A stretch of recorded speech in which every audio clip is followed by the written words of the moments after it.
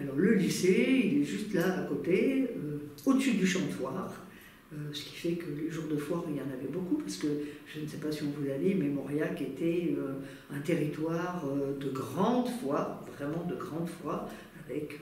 D'ailleurs, j'ai ces images assez magiques dans la tête de ces tracteurs qui arrivent avec les lumières le matin, qui traversent les villages et tout ça, et puis qui arrivent sur le champ de foire. Et donc nous, dans les classes, on avait un peu de mal à écouter ce que disait le prof, parce que vu le nombre de bêtes qu'il y avait sur le foirail, c'était un peu beaucoup bruyant. Voilà.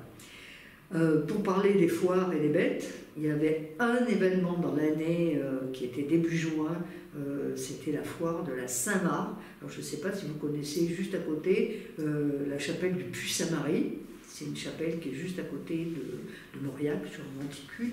Et tous les ans, il y avait une foire, très grande foire, avec beaucoup de chevaux. Et c'était, comme c'était début juin, la foire des cerises.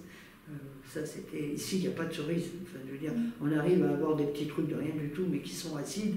À manger des cerises, ça nous arrivait une fois par an, pendant la foire de la Saint-Marc, où on allait acheter des cerises.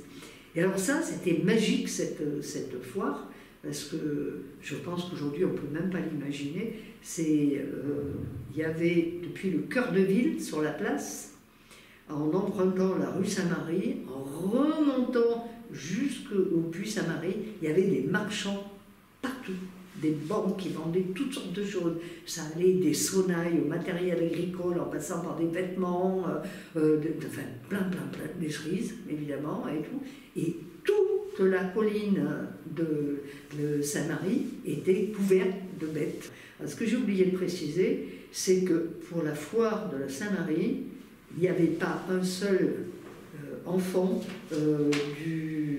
issu du milieu paysan qui était à l'école. On était tous à la foire.